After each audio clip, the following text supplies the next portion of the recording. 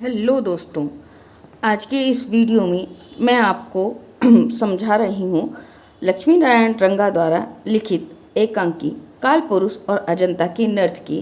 इसकी कथा वस्तु, इस नाटक के जितने भी पात्र हैं, इस नाटक को लिखने का वास्तव में एकांकीकार का उद्देश्य क्या रहा है और इसकी शीर्षक जो इसका शीर्षक रखा गया है काल पुरुष और अजंता की नर्तकी, ये शीर्षक कहाँ तक उपयुक्त है। तो दोस्तों, लक्ष्मी नारायण रंगा द्वारा लिखा गया एकांकी काल पुरुष और अजंता की नर्तकी, इसकी अगर हम कथा वस्तु के बारे में या इसकी कथा के बारे में देखें तो वास्तव में ये एक प्रतीकात्मकता की दृष्टि से जो नाटक है, अगर हम कहें तो ऐतिहासिक, जब इसका नाम देखते हैं तो नाम को पढ़ कर के हमें लगता है कि ये ऐतिहासिक, यानी कि इसकी जो पृष्ठभूमि है वो ऐतिहासिक होनी चाहिए, लेकिन वास्तव में इसकी पृष्ठभूमि ऐतिहासिक न होकर के समकालीन परिवेश की ही भूमि है और समकालीन परिवेश से एकदम जुड़ा हुआ ये एकांकी है। इस एकांकी का जो प्रमुख पात्र है वो है अनूप, और वो जो पात्र है अनूप, वो समकालीन परिवेश का प्रतिनिधित्व करने वाला व्यक्ति है जिसका विवाह एक प्रभा नाम की युवती से हो जाता है।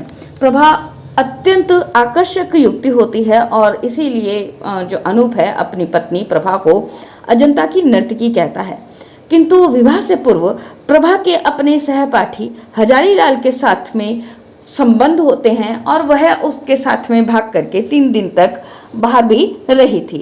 जब अनूप इस रहस्य को जान जाता है, इसी कारण से उसका मन प्रभा के प्रति संदेह से भर भी जाता है।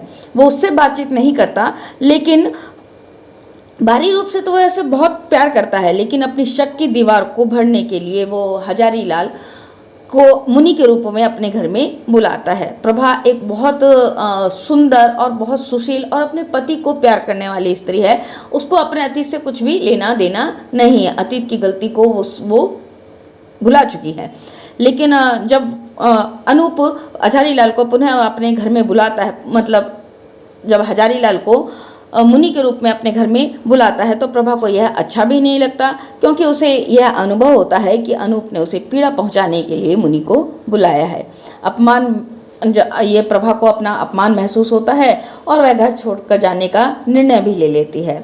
वास्तव में लक्ष्मी नारायण रंगा ने इस एकांकी के माध्यम से अनूप के कुंठित व्यक्तित्व और प्रभा की पीड़ा को बड़े सहज ढंग से प्रस्तुत किया है। अब हम बात करते हैं एकांकी के शीर्षक की। तो दोस्तों, एकांकी का शीर्षक जो है, इसमें प्रभा यानी कि काल पुरुष का प्रतीक तो है अनूप। अगर आपके पास में छोटे क्वेश्चन के रूप में आता है तो एकांकी में जो काल पुरुष है वो उसका प्रतीक है अनूप, और अजंता की नर्तकी का प्रतीक प्रभा है।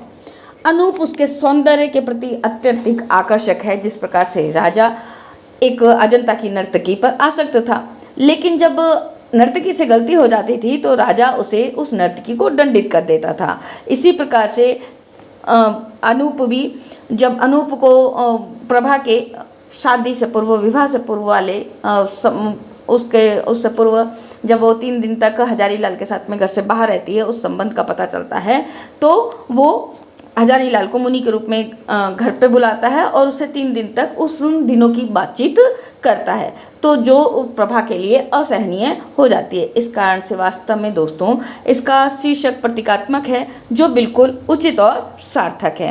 अब हम बात करते हैं कि वास्तव में लक्ष्मी नारायण रंगा का इस एकांकी को लिखने का उद्देश्य क्या रहा है। तो दोस्तों, इस एकांकी का उद्देश्य, जहां अनूप के कुंठित व्यक्तित्व और प्रभा की पीड़ा का वर्णन करना है, वहीं एकांकीकार ने इस बात को भी स्पष्ट किया है कि अतीत की स्मृतियों में खो करके हम किसी भी व्यक्ति को अनूप की तरह हीन भावना का शिकार नहीं होना चाहिए, और इसके साथ ही अपने मन में शंका को कभी भी सवार नहीं होने देना चाहिए। तो दोस्तों, कैसा लगा वीडियो और किस तरीके से लगा आपको इस नाटक का कथासार और मेरा समझाना, कमेंट करके, लाइक करके, शेयर करके ज़रूर बताइएगा। आज के लिए धन्यवाद। नमस्कार।